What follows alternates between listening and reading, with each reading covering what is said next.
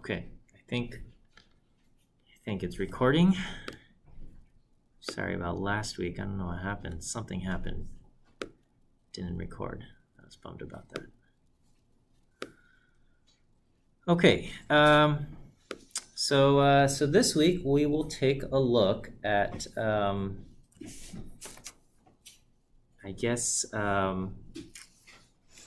non-linear methods to fit data, and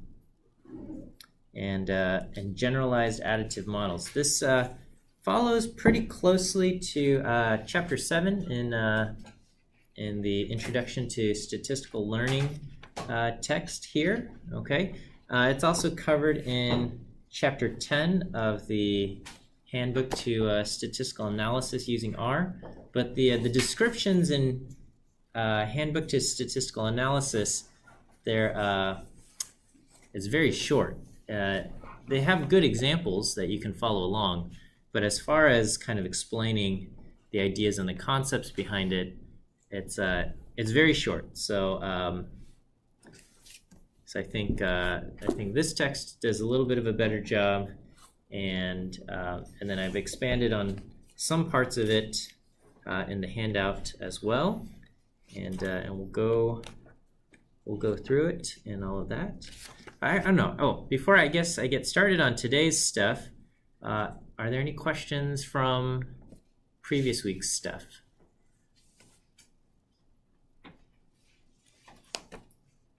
Okay, decision trees, all of that. Good. Okay. And then, if you do have a question later, don't hesitate to ask. And again, this is a survey of methods, so it's just a little bit here and a little bit here and a little bit there. Okay, so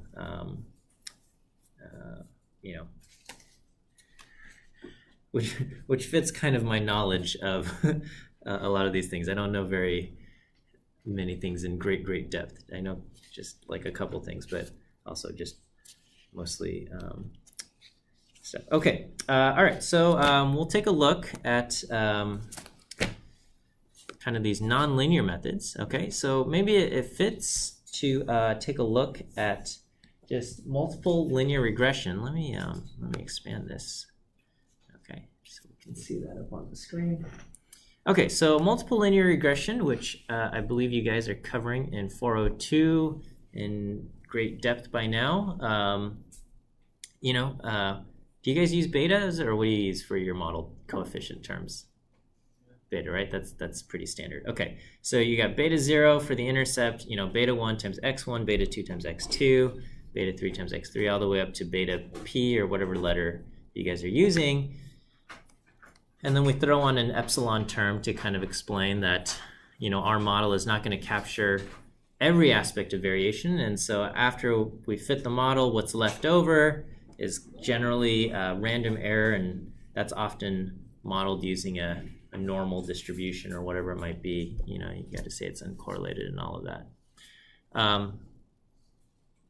We'll take a look at polynomial regression in a moment, but it has a very similar form to linear regression, multiple linear regression, except instead of x2 and x3 and xp, it's the same x raised to the second power, the same x raised to the third power, and so on, up to the dth power, whatever it might be. Okay. One of the advantages of linear regression is that the resulting model is very easy to interpret.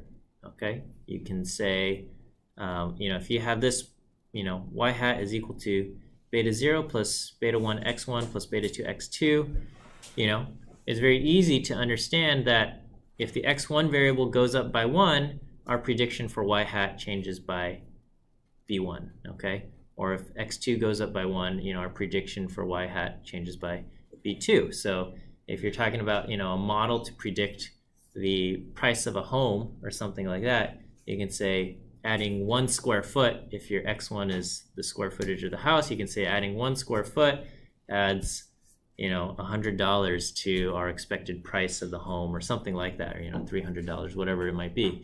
And then maybe beta 2 is I don't know what it is, the number of windows in the home or something like that. And you can say, this, we have 2 similar houses. This house has 5 windows and this house has 6 windows, and we predict the one with 6 windows costs more, or whatever. I don't know. Okay.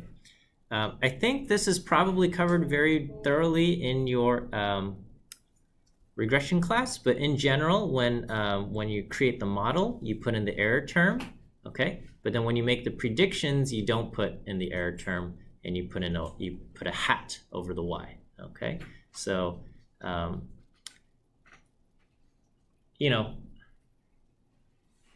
depending on your educational background prior to entering this program, it's possible that nobody explained what a statistical model is, and then you're in this program and everyone's throwing that word statistical model around, and you feel a little bit too embarrassed to ask, what exactly is a statistical model, right? So it's just kind of the idea of, there's some real life phenomenon that we're trying to create like a simple mathematical version of in terms of some kind of equation, and so that forms the model, and the model will be the actual value y is equal to some mathematical form, but because the mathematical form will never predict things in the real world perfectly, we always include this error term to kind of say this is the leftover part that we couldn't explain, right? So according to my model, like when you go on Zillow and you ask, how much is this house supposed to cost? Zillow has an estimate and it says, I think it's gonna cost $562,000 or whatever like that, right? And then so that's what its model says, and then it'll say like the actual listed price is $570,000. They're asking more, so the model is off by whatever. I mean, that's the listed price, and who knows what the sale price is going to be, and things like that. So, and then that introduces a whole chicken and egg problem, right? So if Zillow says the house is worth this much and they're asking for this much, it might end up bringing the house down, because people now go on these websites and they're like, well, if the model says it should be this, then I'm not going to pay more than that, or whatever. Who knows? Okay. And then when you're making predictions, of course, you're just going to spit out what the model predicts. Okay. There's no error term to throw in there, because it's just a prediction. You're not trying to actually say the actual value is this. So you put a little hat over it to indicate that it's a prediction. Okay. And the important difference is that, for predictions, if the predictor variables, your inputs are the same, you're going to get the same prediction for both.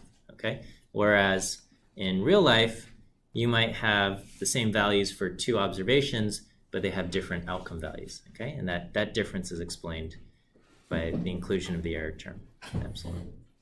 Okay, so where we're headed is generalized additive models. I was working on this handout just to the last minute, and I still didn't get to write everything I wanted to. It's pushing 27 pages, and there was still more I wanted to say. So the last bit on generalized additive models, I'll have to do a little bit of handwritten notes. But basically, the idea here is, back in the multiple linear regression model, you have linear relationships between your outcome y and your input variables x, okay, your predictor variables x, and that each one you just multiply by a constant, and as x goes up, y increases in a linear fashion.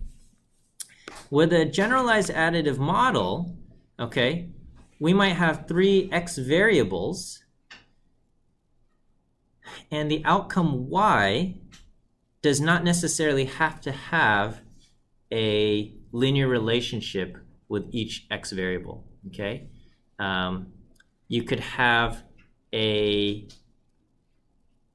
just some kind of relationship like this between one of the x variables and y, okay? All we're trying to do is we're just trying to fit a smooth curve rather than a straight line or, you know, a polynomial or something with a mathematical function. We're not saying we have to fit a mathematical function. We're just saying we want to fit a smooth curve, okay? So you can imagine, here, you know what? Turn off the nightlight. You can imagine we're trying to predict someone's height or something, okay? And one of the input predictor variables is age, okay? And so based on age is very informative about height if the person's under 16, okay? But then once a person reaches adulthood, age is no longer informative about height, okay? And so if one of your input variables is, say, age, you might see a relationship like this, where in the beginning it increases, and then at a certain point it kind of levels off. Maybe it decreases towards the end. Who knows, okay? And then there might be other things about related to height, such as, you know, what was the height of the average height of the two parents or something like that, okay? And there might be a linear relationship between the average height of the two parents and the person's height, okay? Or, you know, whatever. How much milk do they drink each week or something? I don't know what what things will be there, but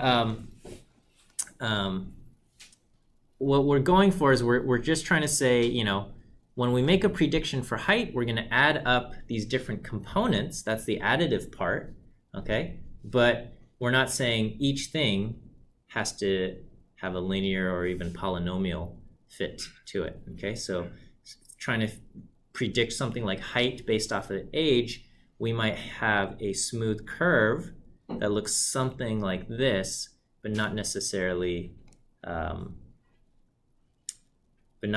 something that can be explained with a mathematical function, okay? And so, you know, I think in the notes I just say eyeballing it, you know, I don't know what, if x1 is 7, we would go to 7 and we would look at, I don't know, 6 point something, around 6. And then if x2 has a value of 0, we would look at this and say it's 1, and then x3 has a value of 1, and I don't know, that's something around 1.5, 1.4, and we would just add those three values and say our total prediction for y is going to be 8.4 or whatever, okay?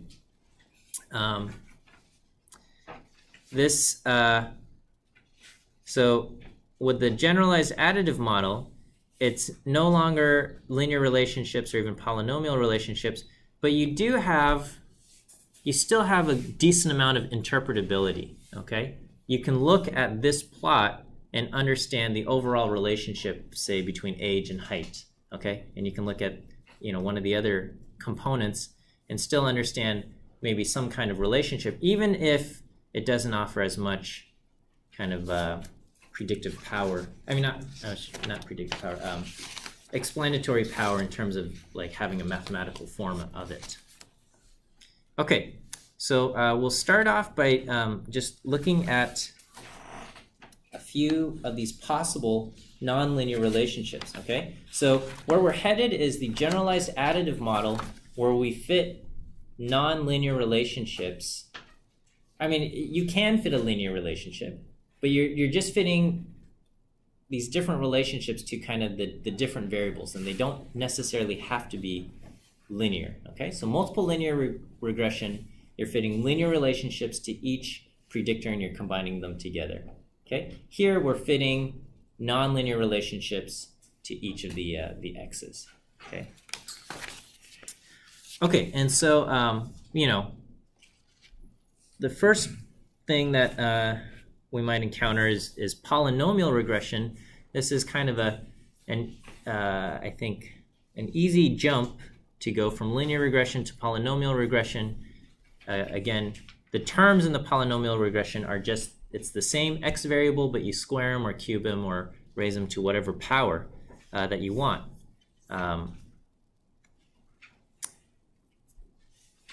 As you increase the number of terms and increase the power of the polynomial, you can have more wiggliness in the polynomial. Okay, so like a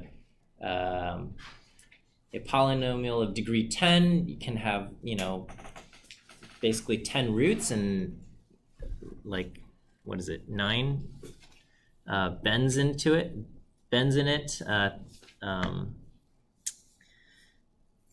9 local maxima or minima, but something with only of degree 2, a quadratic, will only have 1 bend in it and 2 roots at maximum, right? So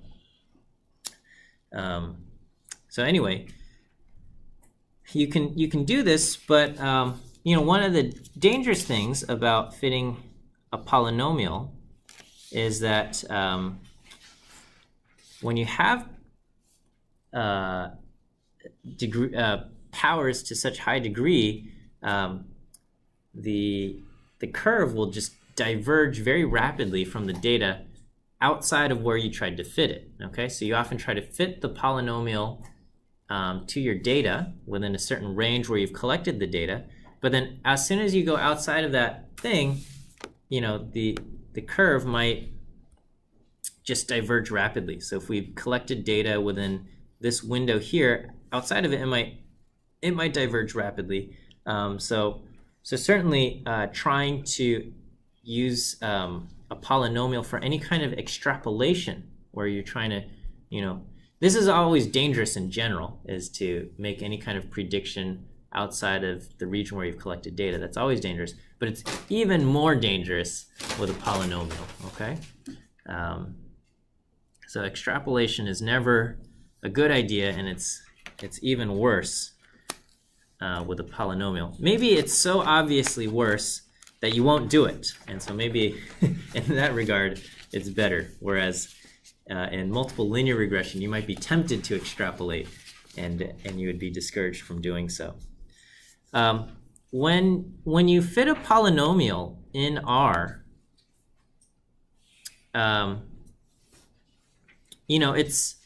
it's perfectly acceptable to fit it in this regard and just create additional columns in your data where the first column is x, and then you make another column called x squared, and you just take the x column values and you square them, and you make a third column for x cubed. That's totally fine, but you will run into the issue of multicollinearity. And you guys covered that in the other class yet? Where if multiple variables all increase together, it's difficult to start to distinguish the true coefficients, right? So, for example, when you're trying to predict the cost of a house, if one of your variables is square footage and the other variable is number of bedrooms, okay, and there's another variable for how much roof there is or something, okay, you're going to find that all three of them are very positively related to the price. And then it might be difficult to establish which of those variables is the one that's truly most influential over price, right? Because if you assign a high coefficient to the square footage, then that will probably bring down the estimates for the other two because there's redundant information in there, right? So that problem will exist if you use a column x and a column x squared and a column x cubed in your data. So what R can do is you can use this function poly, and it will create these different curves as seen in this graph here. Maybe I should just create a bigger plot in R over here so you guys can see.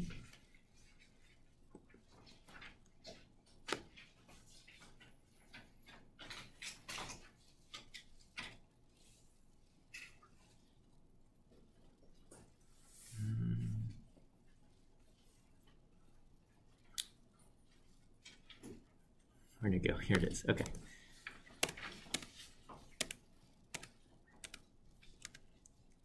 Yeah.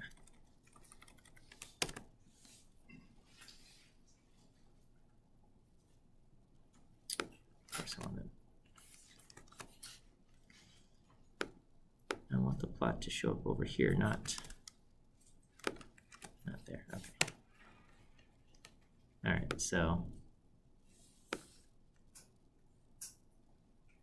you can see the black line for the linear, and then the red line for the quadratic, and then the dotted blue line for the cube, and then the, what is the fourth power? Tetra whatever fit, okay? And they are orthogonal in that there's, if you take the covariance between those columns, which is included there at the top,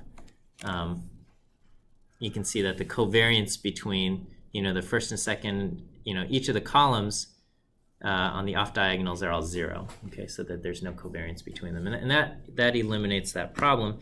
And it's okay to do that because what we're going for is we're trying to model the relationship between y and the relationship between x overall, and not the individual relationship between y and, say, the component x squared, okay? Because all of these, okay, I don't know what happened, but yeah, all of these individual pieces maybe are really just summations. Okay, I don't know how to make that bigger. But each of them is just a sum of other things, right? Like this quadratic parabola is just x squared plus something times x to kind of shift it around, okay? And then this cubic fit is really just x cubed plus something times x squared plus something times x, okay, to kind of get it into these different things. And so it's okay because the overall fit between y and all of the x's combined will end up being the same. And you're not worried about the individual coefficient between y and, say, the quadratic component or the cubic component or something like that, okay? However, you might be interested in what good is it in adding additional terms, because we know that if you add the number of terms, you can always get a better fit. You can always reduce your RSS a little bit, but then of course the question is the amount of reduction in RSS actually any good? And so you can do just regular old ANOVA modeling, okay? So a lot of these things, we estimate the coefficients using LM, which means basically linear model, and that's going to use sum of squares, try to minimize the sum of squares. And so all of the diagnostic tools you guys learn in your regression class will apply to these fits as well, okay? Because we're just using a reduction in sum of squares. And so, so your diagnostic tools that you learn in regression will apply here as well. And so, have you done model comparisons yet? Maybe not yet. Okay, that will probably come up in terms of selecting variables.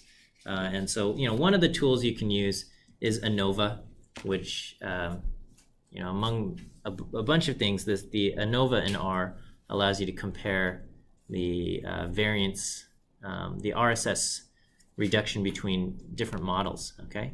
So here,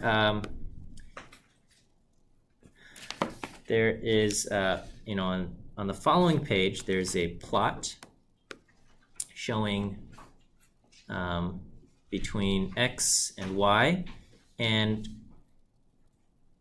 as far as it says create a synthetic fit, the true relationship is between x and y is quadratic. The true relation, I made up a variable called distance, and y is equal to distance squared plus some random normal error. Okay, so there's a quadratic fit between x and y, and you know, it might not be obvious in the dots, but that's what it is, okay? And so as far as fitting polynomial fits, we can just do a linear model between y and the distance. That's going to be linear. Linear model between y and polynomial of degree 2. Linear model between y and polynomial of degree 3. Okay, and that we create models 1, 2, and 3 respectively. And before we even bother looking at the models individually, we can just do an ANOVA comparison. We just do ANOVA model 1, model 2, and model 3. And what that does is it says, you know, model 1 is y versus distance, so linear, and we got quadratic and cubic. And so model 1, its total RSS is, what is this? 1.8 million. Okay. They're big numbers. And then when we include a quadratic term, okay, the degrees of freedom that we have, you know, goes down by 1. And now we have 1.2 million, okay? And we say, okay, well, what's the difference between 1.8 million and 1.2 million? Well, that's 600,000, okay?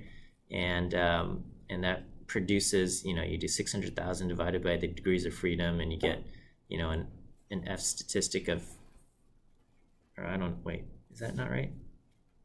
Okay.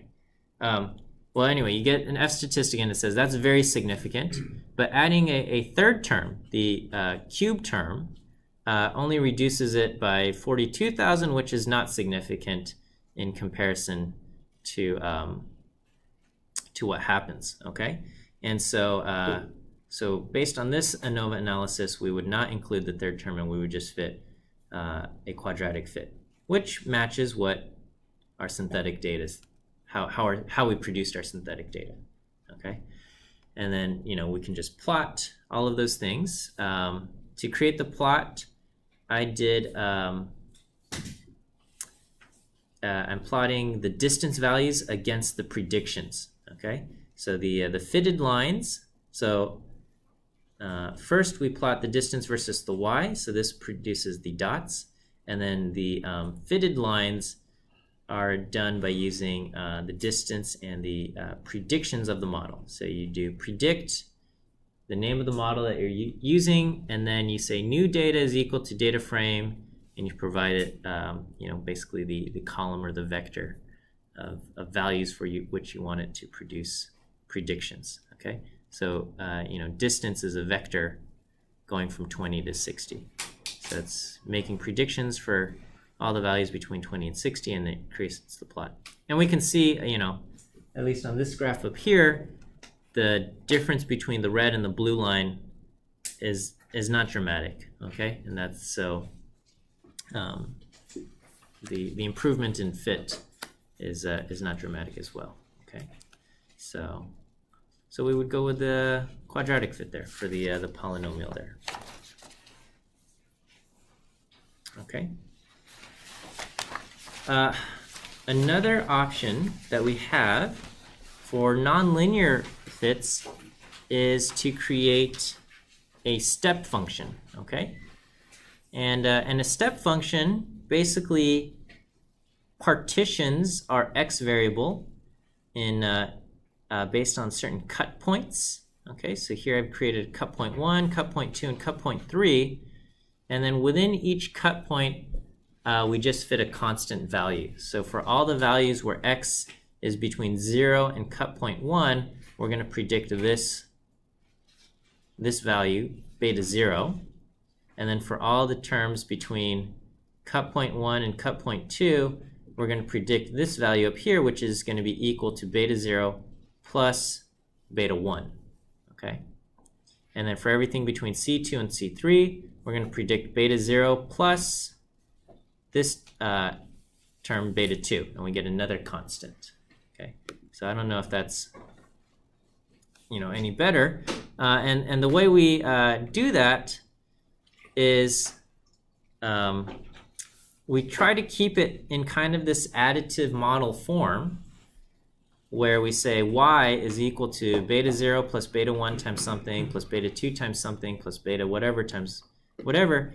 And so we use indicator functions for each of these C1 terms.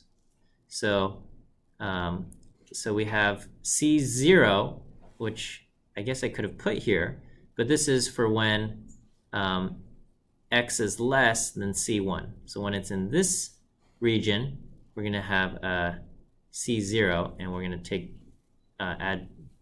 multiply beta 0 by it. But this is going to kind of be a baseline for everyone. And then when we are in between C1 and C2, the indicator function C1 is going to equal 1. Okay, so the indicator C1 is the indicator if x is between C1 and C2. So that will equal 1. All the other indicator functions will be 0. So our y sub I will be beta 0 plus beta 1 times 1. And that's what we have. We have beta 0 plus beta 1. And then when we get in between C2 and C3, the indicator function is x between C2 and C3. That is true. Okay, this will be equal to 1. C2 of x is equal to 1. And C1 of x is 0. And all the other indicator functions are 0. And so it boils down to beta 0 plus beta 2. Okay, so we can keep it in this kind of linear additive form, and we just have to, be a little bit creative with the function that we're using.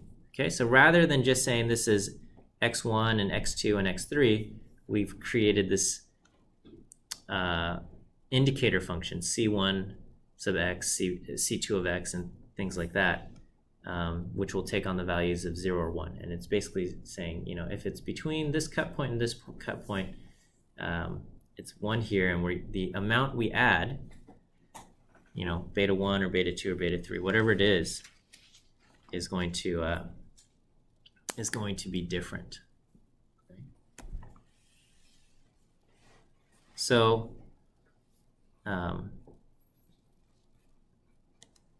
here I've created some data, and basically I have the values 0 through 11, and I just have some random values, some random noise added to 0 to each of these things. So the true relationship in terms of creating our data is y is equal to x just plus some random noise.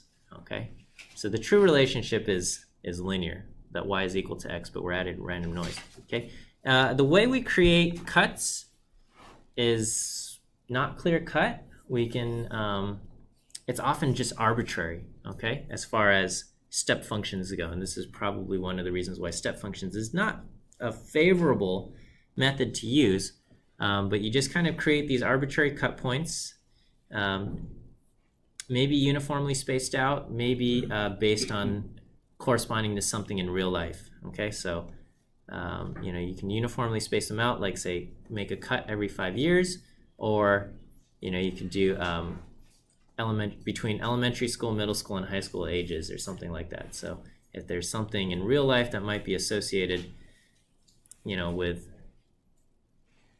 a tiering or something like that, then then it might make sense to make a cut there as well, right? So for example, if you're going to make cuts based on income, you might make cuts based on like what's considered below and above the poverty line or something, right? There's certain arbitrary lines out there that have been established that might make sense for cut points, right? Like the age that you're considered an adult is 18. It's an arbitrary line that's been established, but it's also been so established that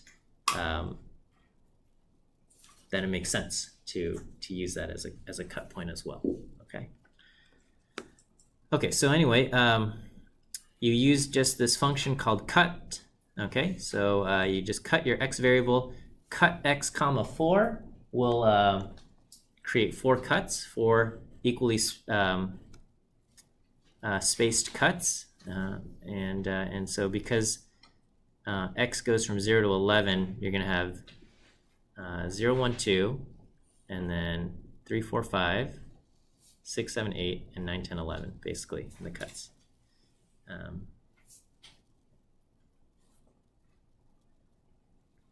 and I guess it goes from 0 to 2.75 and 2, however they decide to do it, they do it. And so there's basically 4 categories, and so we can make 4 distinct predictions: here, here, here, and here.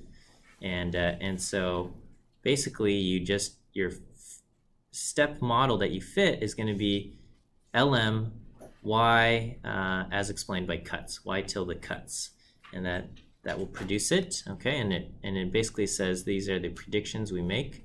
Well, it's actually -0 plus this, or plus this, depending on where you go, okay? And this is what it looks like. This might, okay, the way we fit a stepwise regression line or something, it might look similar to the results of a regression tree, okay? Because in a regression tree, we partition our data recursively until we get like these small things, and we make a constant prediction for each partition that we've done, okay? And so they look similar in terms of the end result, but how we get there is completely different. And the way that, if you recall, the way we did the regression tree is we searched every possible partition and we choose the one that maximizes the reduction in RSS, okay? And so that will drive the cuts, and you will not necessarily get these evenly spaced out things. When we do stepwise regression, we specify the cut locations, or we say, we automatically specify them by saying, space out 4 of them equally, and then we try to minimize the RSS on the resulting splits. Okay, so it's we are arbitrarily choosing cut locations, and then we try to force our data or force our model to kind of fit the data. Whereas the regression tree is a little bit more data driven. We say, I don't know where I should make a cut. I'm going to consider every single possible one and make the one that seems best, okay, at that moment. Okay, the greedy cut there. So, if you're going for some kind of step function where you're making a constant prediction for each bin, regression tree will probably be much preferred over this, okay? But we cover the step function here because the next section on basis functions is kind of an extension of these cut point regression step function. All right. Maybe I should pause and see if there's any questions on polynomial regression or step functions, or how any of this stuff is done in R, or if any of the output in the handout seems funny.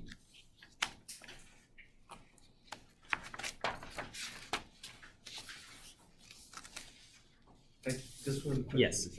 So basically, when you did the polynomial, what you did was you used you can use ANOVA to essentially determine a point at which you just don't get any more lift. Right. And then you kind of stop there, just kind of have a parsimonious model of that.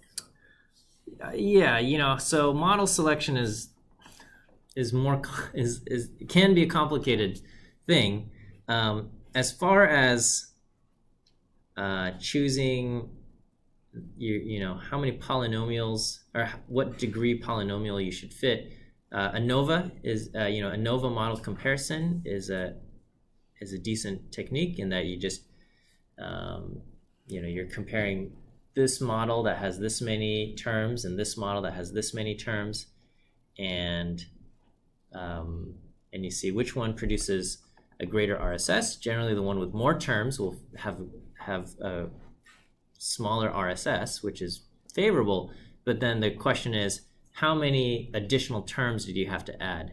And we're not covering the F statistic and F ratio, but basically that F distribution is kind of calculates, how much improvement you need in order to justify the adding an extra term in there. And so ANOVA is a good thing. You know, that's kind of the classical approach. A lot of times these days, we might not even bother with ANOVA, and we'll just do like cross-validation, and we'll just say, okay, I fit this model with the quadratic thing, and I fit this model with the cube thing, and you say, okay, when I do cross-validation with this model, you know, this is the amount of error it predicts on the validation set. And when I use a cube, a third term over here, this is the amount of error it predicts, okay, in its predictions. And then you just kind of compare the relative amount of error, and that one's probably a little bit more rule of thumb-ish in that you do this for a bunch of different things, and you see when I added this term, the amount of error in my predictions go down. When I added another term, it goes down a little bit, and after that, it hardly goes down, and in fact, the amount of error starts to go back up. And then you say, okay, well, in that case, we'll go with this one. I think we covered that a little bit with the regression tree last week, and basically it's similar. There's in statistics you'll find, you know, we have like different models, but then a lot of these are just the same idea, just repackaged a little bit. But allows us to do other stuff. But this idea of, you know, let's just try a bunch of different models and see how much error happens in the cross-validation. That's a common way people go as well. And it's becoming, for better or worse, more popular in machine learning, because a lot of times we fit models that,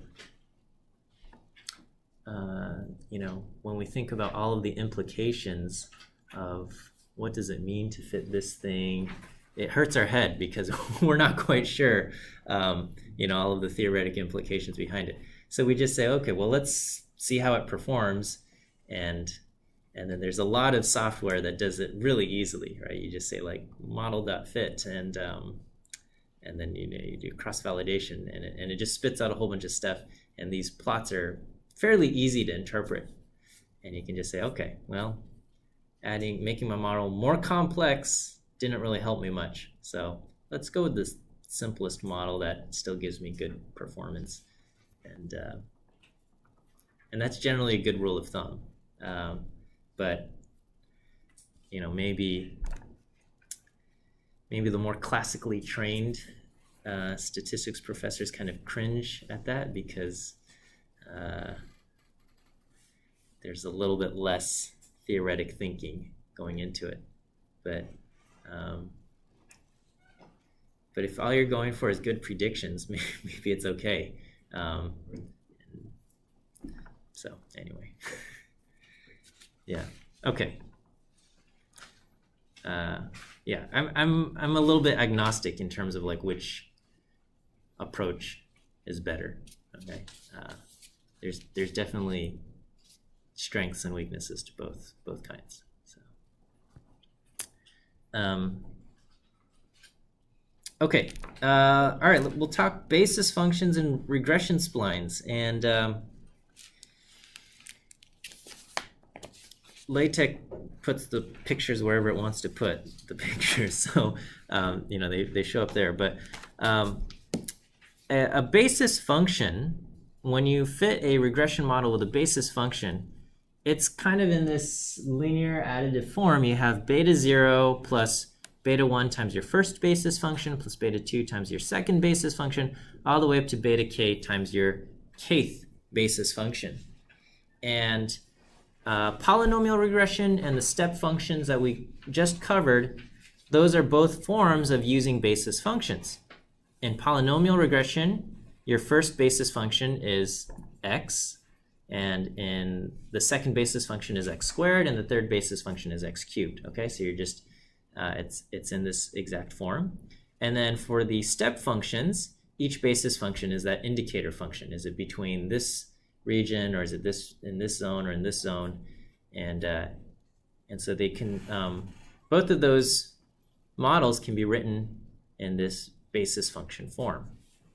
Okay, and so using basis functions is a very flexible approach, and there's no rule that says the basis function I want to fit is going to be a polynomial curve. I want my first basis function to be x cubed times what plus x something, and then someone else can have or you can have another basis function for the second part, and things so on and so forth.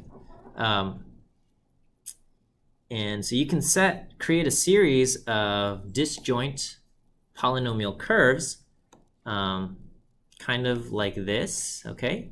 But this doesn't look attractive, and the discontinuities can cause some issues as far as what if you want to make a prediction right at that discontinuity?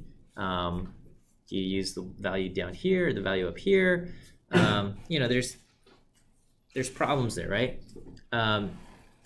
You can also add constraints and say, all right, we're going to force it to be continuous, but again, you might not have a smooth thing, and you might have this kind of this cusp shape, when in different regions, okay? And so one option is to use a truncated power basis. Okay, and we'll talk about that in a moment, but when you use the truncated power basis, you get things that are continuous and smooth, okay? So the way a truncated power basis works is that you set up knots in the data. Okay, again, the knots might be arbitrarily chosen. At this point, we'll just say they're arbitrarily chosen. They're not data driven. We just kind of say, well, I want to set up 3 knots or 2 knots or however many knots, and a cubic spline, what it will do is it will fit an x squared, and an x cubed term, and then you add a basis function h of x with a knot located at xi. This funny looking symbol here, which looks like, I don't know what it is, a curly e or something. It's xi, xi, Greek term xi. And anyway, it's basically x minus xi raised to the 3rd power, but only when x is greater than the value of the knot. Okay, so you're basically just if you imagine the cubic function where it starts off. So from your perspective, it starts off down here and then goes up to the in the negative side, it's way down here, and then comes up until 0, and it kind of, you have this saddle point, and then it shoots off, right? So it's basically just the positive part where it shoots up, okay, x cubed on the positive side, except you just kind of slide it over to start at xi, okay? So wherever you pick your knot, you just kind of slide it over, and it shoots up, okay? And then as everything below xi is just going to be 0, okay? So you got this 0 from all the way over here, and then you've picked the knot right here, and then right here it shoots up, okay? According to the 3rd power, okay? And that's going to be your basis function. The reason why we do that is because what we want is something that's going to be continuous and smooth, okay? So for it to be continuous, its value at the knot has to be 0, okay? And then for it to be smooth, the derivative and the second derivative at the knot also have to be 0. And we'll, it's shown later on in the notes, but we can see that, your first derivative is going to be 3 times x minus xi squared, and then the second derivative will be 6 times x minus xi. And at the knot, the function its derivative and its second derivative are all equal to 0. So it doesn't, so it remains being smooth. Okay, so to illustrate fitting this, I make some artificial data and I say 1, 4, 15, 40, 85, 195, 85 versus x, which is just going to be 1 through 8. And so we have data that looks like this, and we want to fit a smooth function using a truncated power basis. Okay, so we're going to fit something there. Okay, so so we're going to put a single knot at 4, and so we're going to have 4 terms to fit, and we're going to have well, I guess we have an intercept. Okay, we've got x squared, x cubed, and then the basis function with the knot location 4. Okay, and so this is just to kind of show that the function at, whoops, this should say 4. The function at 4 is 0. The derivative at 4 is 0, and the second derivative at 4 is also 0. Okay, so it will be continuous and smooth at the knot. Okay, and I just create additional variables. I say we're going to take we have x defined, which is just 1 through 8, and then I'm going to say I'm going to ignore my advice about using poly, and I'm just going to go ahead and just create a column for x squared, a column for x cubed, and then a column for the basis function. Okay, and so the basis function starts at is 4, and so we're going to use x minus 4 raised to the 3rd power. Okay, but we also need to make everything below 4 equal to 0. So that's what the second part does. Okay, so otherwise we would have a cube function, and what we want to do is we want to just eliminate the part that shoots down, and we just want to make it flat. So we just say make everything where h of x, where x is less than 4, make those 0. Okay, and then I just combine those terms into a data frame, and so prints on 2 pages here, but you can see as x goes 3, 4, 5, 6, 7, 8, the squared term goes 9, 16, 25, 36, 49, 64, and then the cubed term goes 27, 64, 125, 216, and so on. And then hx is 0 until it gets to 4, and then at 5, we do 5 minus 4 is 1, 1 cubed is 1, okay? 6 minus 4 is 2, 2 cubed is 8, 7 minus 4 is 3, 3 cubed is 27, so on and so forth. So it's basically just the x cubed column, but just shifted so it starts off at 4, okay? Or 5, however you want to look at it. Okay, and then you just do a linear model fit, okay? You're just fitting linear, we're just trying to estimate beta 0, beta 1, 2, 3, and 4, and so we can just use least squares regression here, okay? Where these are different variables to fit. We haven't done anything more technical as far as fitting the curve than just least squares regression, okay? And so when we do that, we get coefficient estimates for each of the terms for our intercept, x squared, x cubed, and h of x. All of these, none of these are significant just because my data set is so small. We only have eight terms, so we're not getting strong p-values on any of these. But but we have very good r squared values if we care. Yeah. Yes. Question. So if you have 2 knots, you just have another hx term? Yes. If you have another knot, you would just have another hx term that basically starts that cube function beginning somewhere later on in the line. Okay. And then the plus, when the formula is y explained by x plus x2, that's not really adding it, right? That just means that there's that many terms in the... It's additive in that, so it is, they are additive because so you just have to think of it as this is our model, It's y is equal to something times x1 plus something times our x squared term plus something times our x cubed terms plus something times our hx term. Okay, so it's additive, but it's not.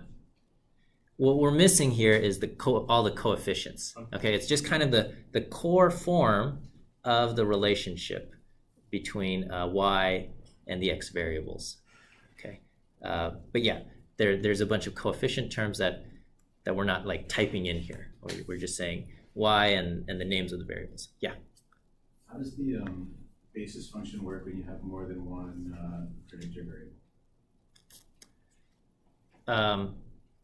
Yeah, this the basis function here is we're just looking at one predictor variable at a time. Okay, the generalized additive model will combine multiple predictor things, but will not.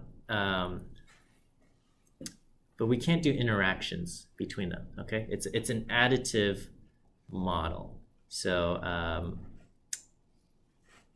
yeah, interaction terms aren't allowed yet. Okay, and likewise, so in multiple linear regression, you can have an interaction term, but in general, if you're just fitting the things, that's why the collinearity is an issue, because that's effectively saying, this x1 and this x2 variable, they kind of vary together, and that's why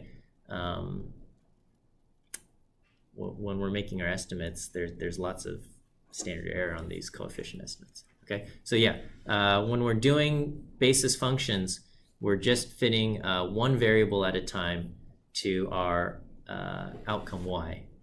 You can add a bunch of knots, and that just adds additional columns with different locations for where the cubic function takes off, but it's just one predictor at a time. Okay, so you do that, and then and we can kind of plot what the manual cubic fit looks like. And so in order to create this thing, I created a sequence of values between 1 and 8 with a step size of 0.01, and then and the fitted value, I just take the coefficients. The first coefficients are intercept, and then basically the second coefficient, which is for the x term, I multiply it by the value, and then multiplying by s squared and s cubed, and then hs, again, hs is, basically, our sequence value minus 4 raised to the third power, and we make everything before 4 equal to 0, okay? And we do that, and so this is what fitting a cubic basis spline will look like. This is how it will look when we do it manually, okay?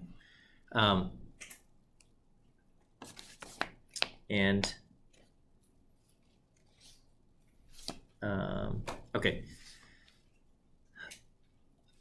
I should have probably done the cubic basis spline in R, but and so when you do it in R, you don't have to do what I did, where I've created the data frame where a column is x and the column is x squared and the column is x cubed and the column is h of x. Okay, you can just use this function bs for basis spline, not something else, and you just say I want a linear model between y and basis spline based on x, and I'm going to place a knot at 4. Okay, this knots argument can have multiple values for the knots if you want more knots, and this basically does all the work that we had to do manually. Okay, and I would say this is the way to go.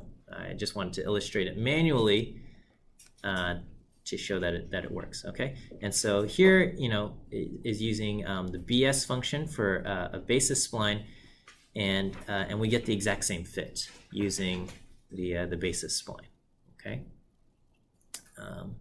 by using and so now instead of manually creating our predictions using our coefficients and each term squared and cubed, you just use predict based on the fit, and you provided the values, the new data values that you're trying to predict on, and then you can plot that as well. Okay, and then and the values do match the manual fit and the cubic basis spline fit using the basis spline R. They match. And let me go back to natural cubic splines.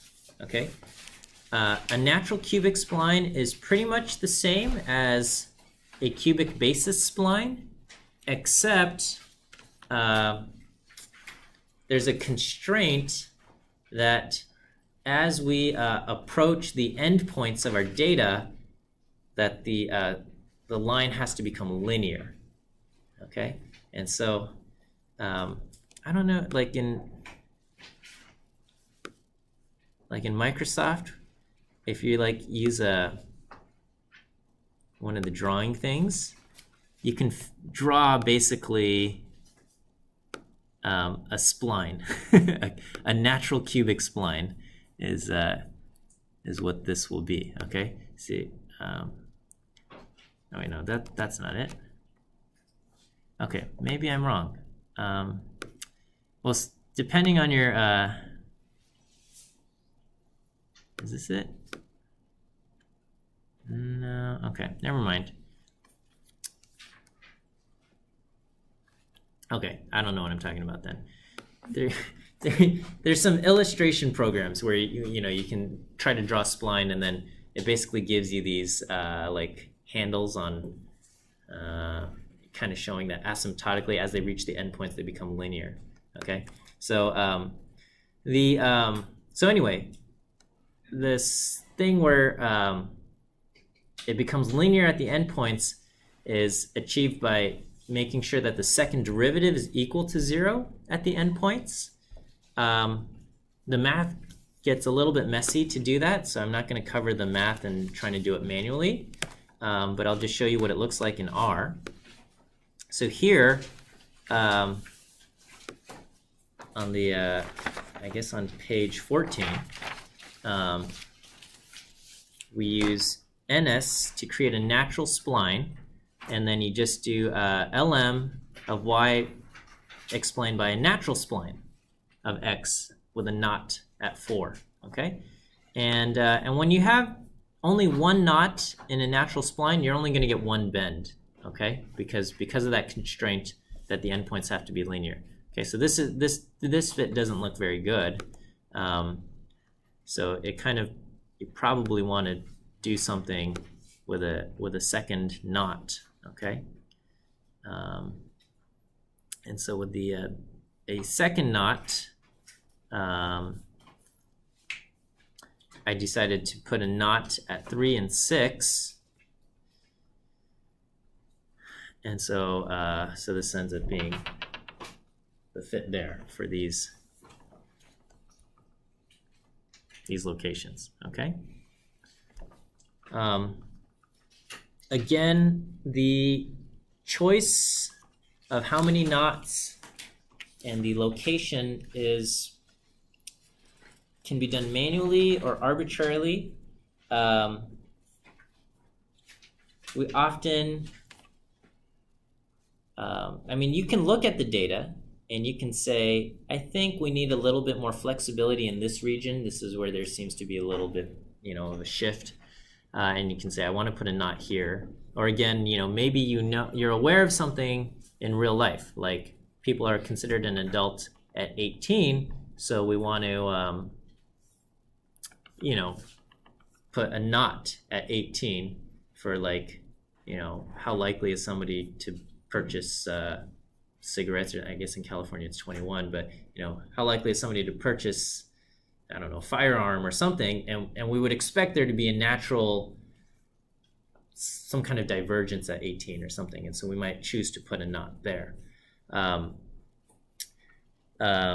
Otherwise, you might just say, I want a total of 3 knots, so let's put them at the 25th, 50th, and 75th percentile. Or I want 5 knots to, accommodate this, and so we're going to put them at, basically each, what would that be, a hexile? I don't know, okay? Or, basically, splitting it up into 6 parts based on 5 cut locations.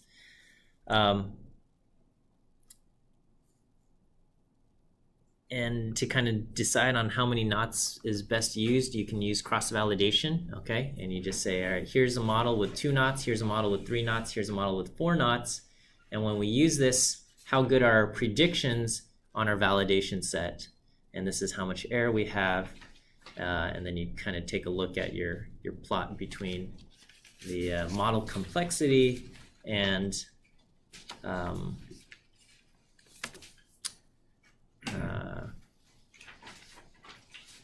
the amount of error that you have in your predictions.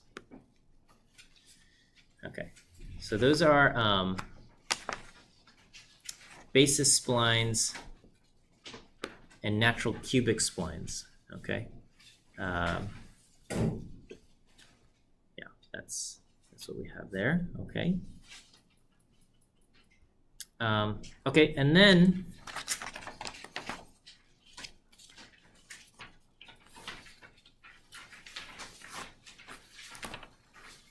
let me see. And then we have some smoothing splines. Okay. And I think probably I want to draw some of this stuff on.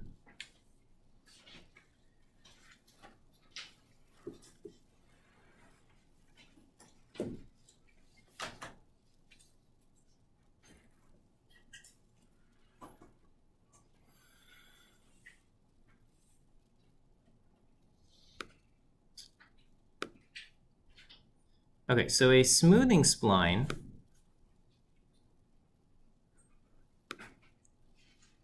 takes the approach of, you know, let's find a function g, just an arbitrary function, whatever it might be, okay?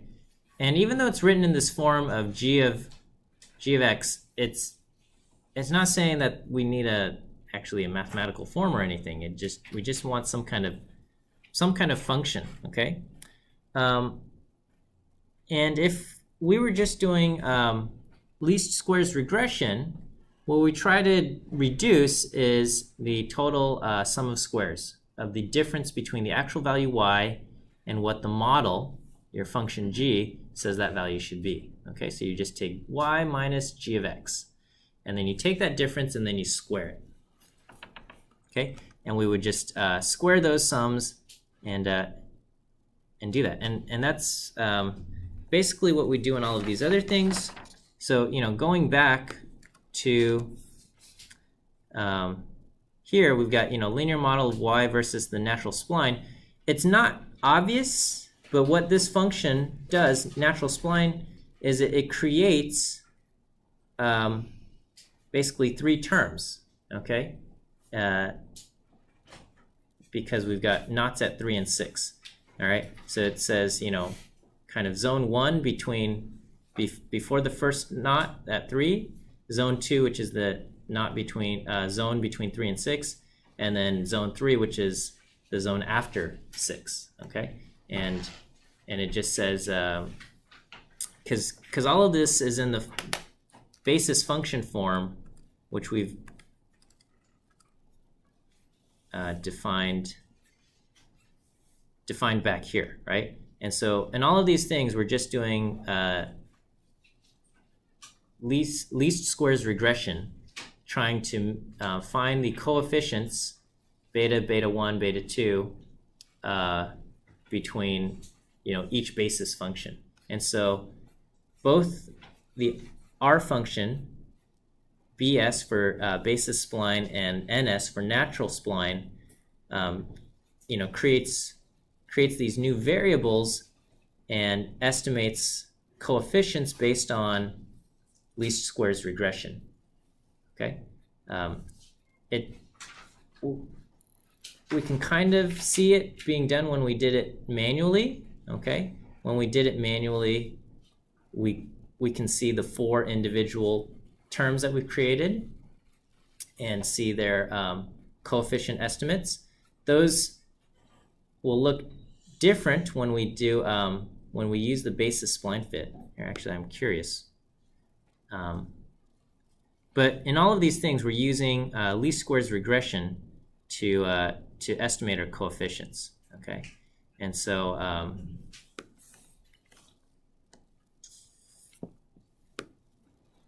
so we've got y.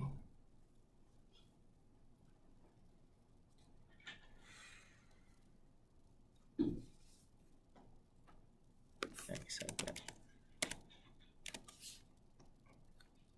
create our x, and then we have our model. Okay, so here we've got this. These are the estimates of our coefficients. I believe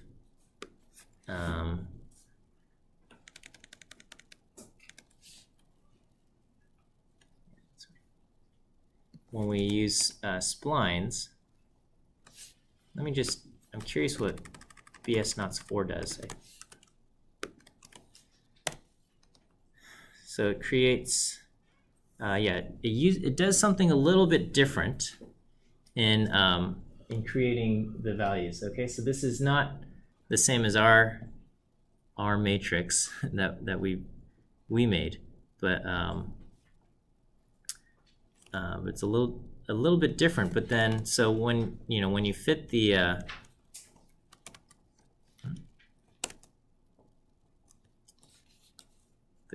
summary of the basis fit. Okay, we have different estimates of our standard error. Okay, but basis fit with knots at 4 creates basically 4 variables, right?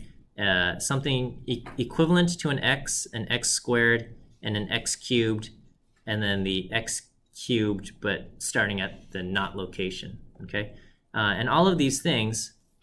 We're just doing a linear model fit, so we're just doing least squares regression. Okay, same with the natural spline. The natural spline with a knot at 4,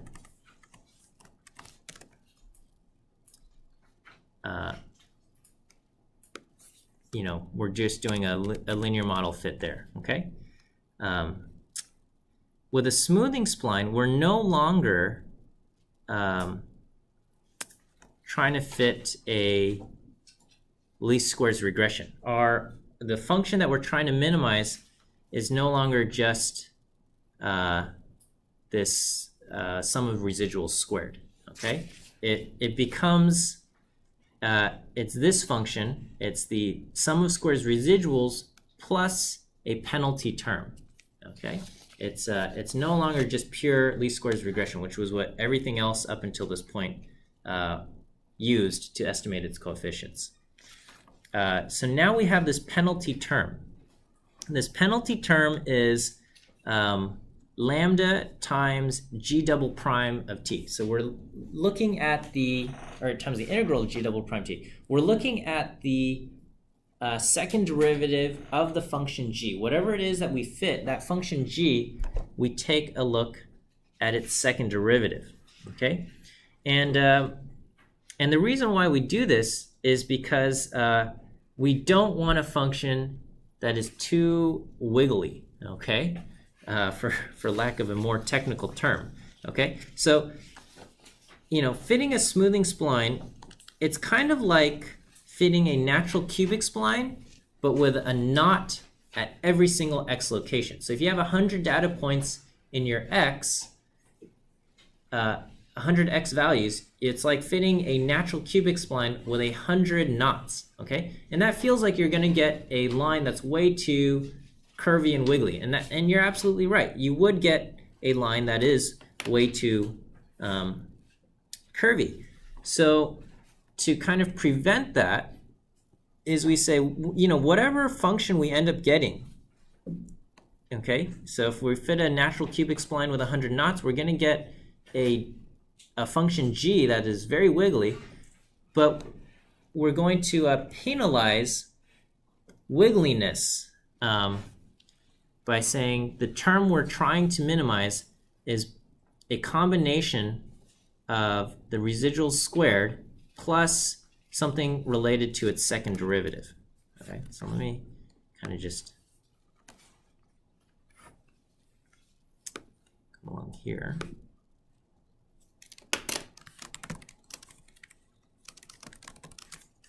All right, so if we're talking about smoothing splines,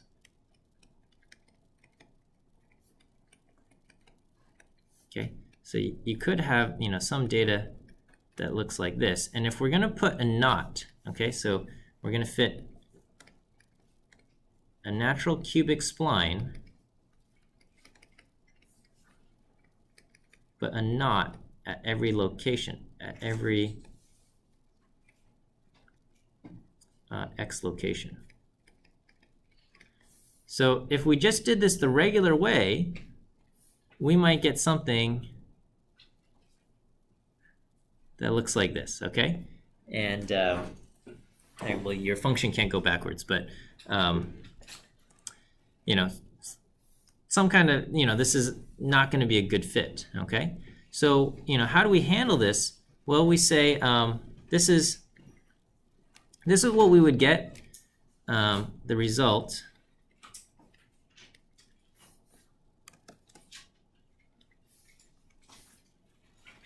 Red is going to be the result if we were only concerned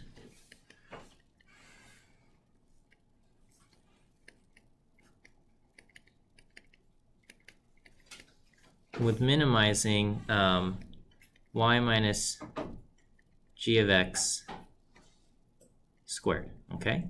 So if we were only concerned about the distance between the actual value and its prediction, we would try to make sure that there's no difference, right? So this is the actual and minus the prediction. We want to make sure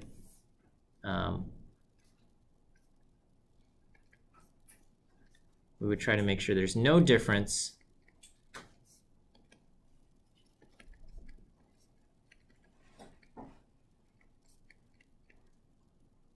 between y and g of x.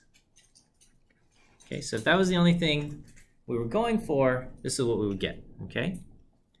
So in order to prevent something where we end up getting something so wiggly, we just say, well, you know what? If it's wiggly, that's bad. So instead, minimize a combination, okay? A combination of RSS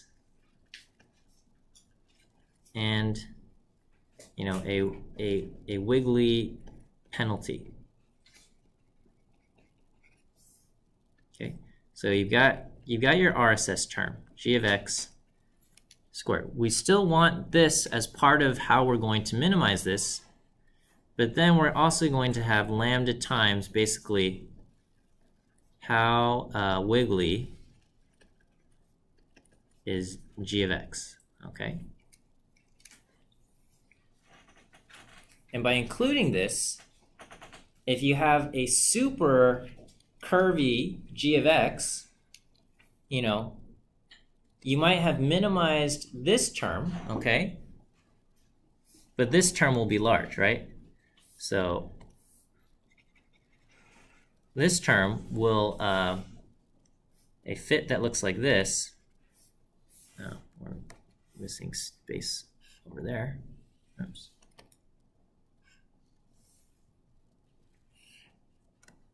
Okay, so a fit that looks like this will have, you know, small RSS term, but large wiggle penalty. Okay, and you know, something that looks over here, if you fit a linear fit, okay, this will have either a small or no wiggle penalty.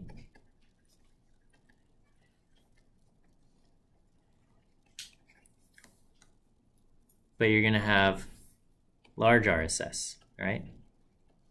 Because your predictions aren't going to be so good, right? And so you have to, you know, choose something in between, okay?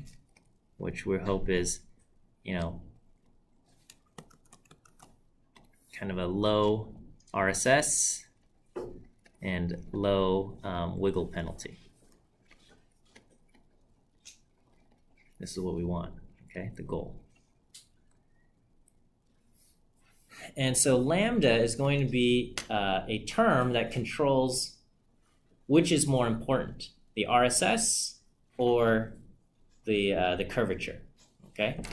So lambda is how we kind of adjust the knob between which of these two priorities is more important, okay?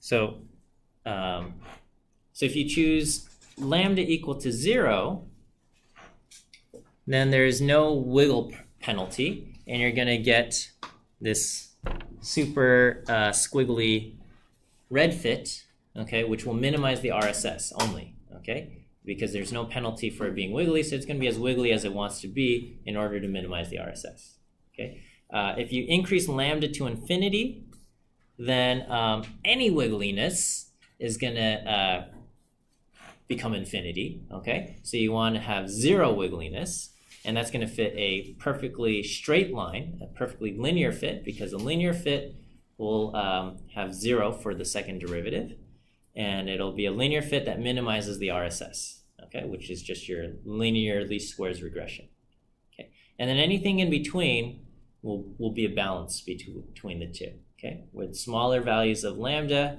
corresponding to more squiggles and larger values of lambdas corresponding to fewer squiggles, okay. Unfortunately, I don't know about unfortunately, but in R, there's a smooth spline function, except with the smooth spline function, the parameter we specify is df, which is kind of can be thought of as effective degrees of freedom, and it kind of has the opposite relationship where large degrees of freedom will correspond to more wiggle, and smaller degrees of freedom will correspond to a smoother fit. Okay, so let me just kind of show you what this will look like. All right, so here, let me just plot distance versus speed using the car's data set. So this is, you know, how fast was the car going, and I think it's braking distance. How long did it take for the car to stop? And you know, we might just want to fit a linear fit, but it looks like there's some kind of curvature. But you know, how much curvature do we want? You know, this is difficult to say, and so we'll just try a few options, and there's, you know, stuff in between. Here I only did 2, which are kind of the extremes.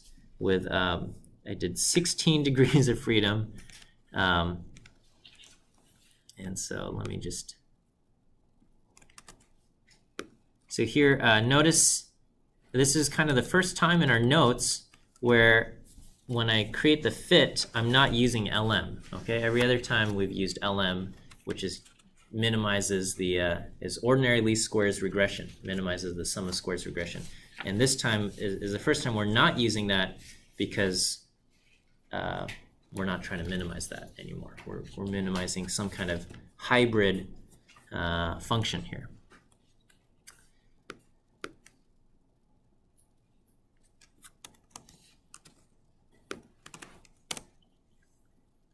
Okay, so this has 16 degrees of freedom. There's a lot of things in between that we can do. Let me just do like 8, and I'll do it in green.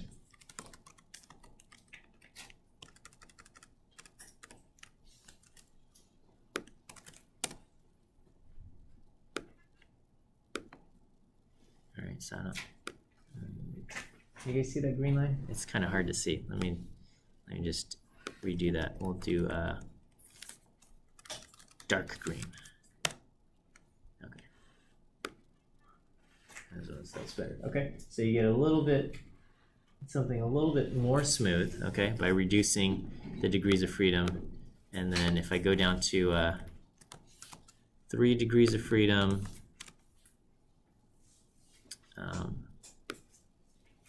we get something, you know, a lot smoother. Let's see, what is the what's the smallest degrees of freedom I can use?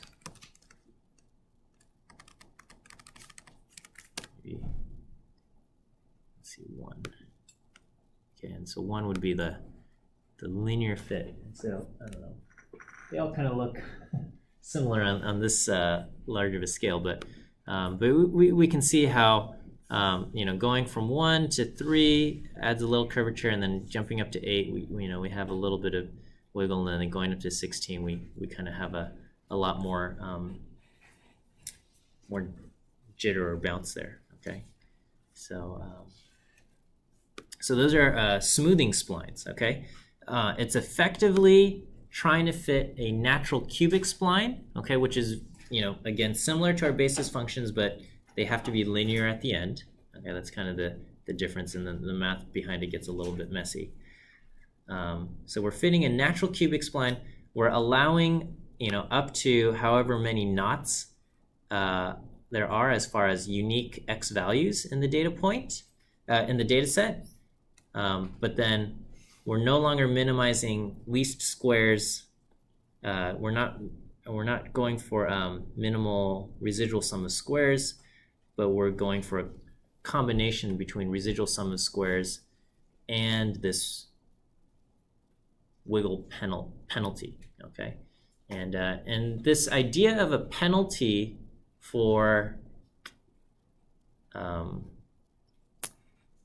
some undesired feature actually gets used a lot. Okay, because every time usually when we're trying to estimate our coefficients, there's one function that we try to optimize, okay, and it might be like a loss function. We often call it a loss function, and it's usually a measure of the error between our model and the data. Okay, so this is just kind of a general thing that you will see. I'll just say it might be worth. And so, you know,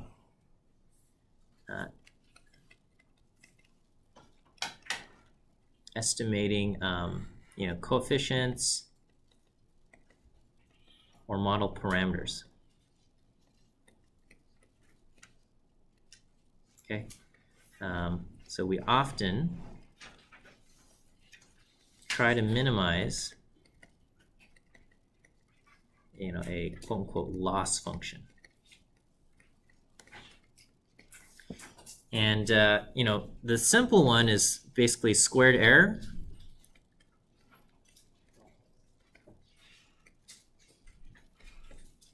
Which is basically the actual values minus the predicted values squared, okay? Which is basically linear regression, OLS linear regression, and a lot of other things.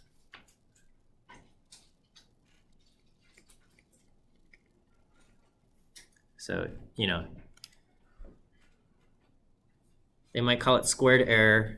I mean, root mean squared error is basically the same, okay? Root mean squared error is the same. It's just, it's the squared error term, but you take the square root of it.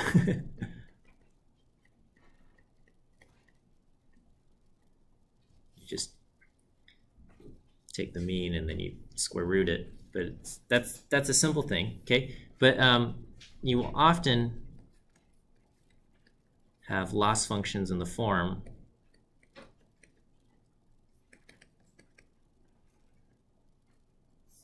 error plus penalty for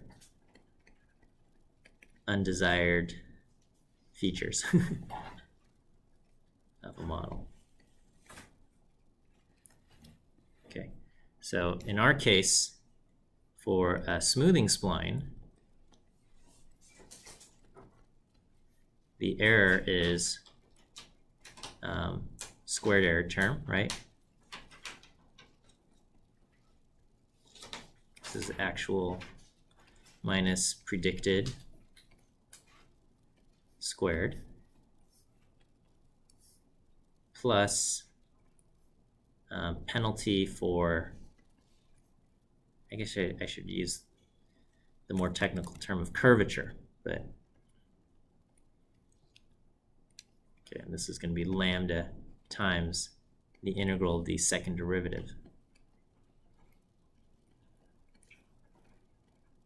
which measures, how curvy it is.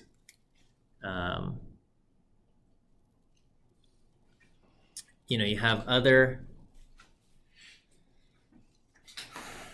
you have like ridge regression and lasso, and these are basically penalties for how many terms you're including, or basically how many the size of the coefficients there are. Okay, other loss functions will be something like, you'll have an error term, so maybe squared error plus a penalty for each term used in the model.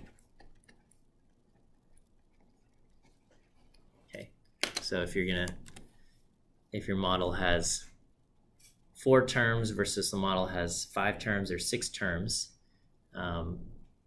you get a penalty for every term you add.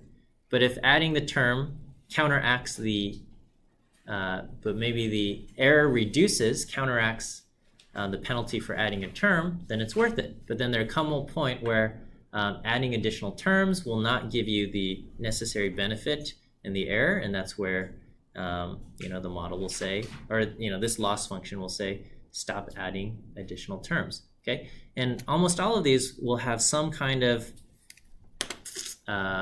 factor that you can choose, right? Like which of these priorities is more important?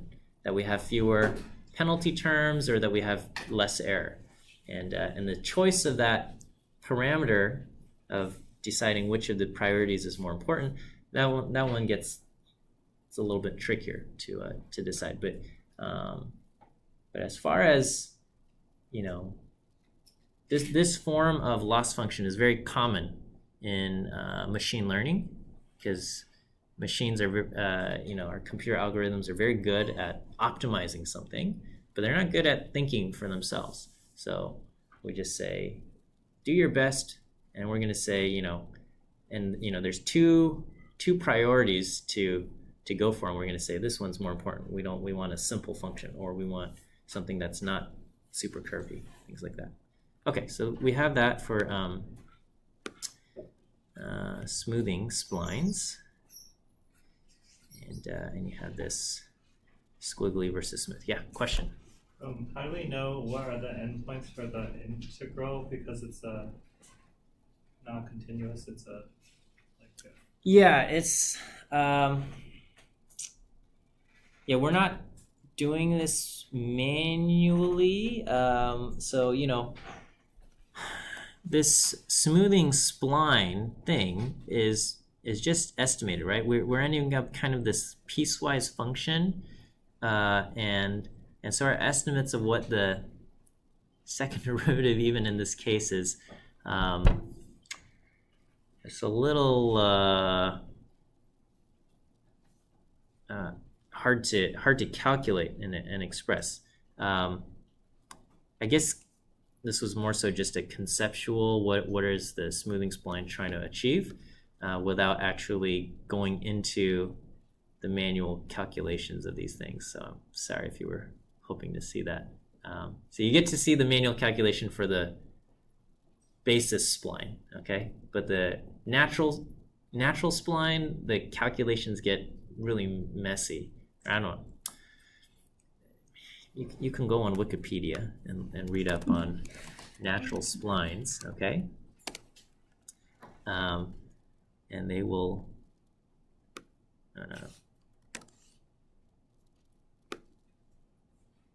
and you can see the math is just not fun, okay? It's gonna, you know, at this point, I'm just like, oh gosh, I don't want to, I don't want to do it, all right? But the constraint that's imposed is it becomes linear towards the end, whereas the cubic basis thing is it's just these kind of shifted cubic things.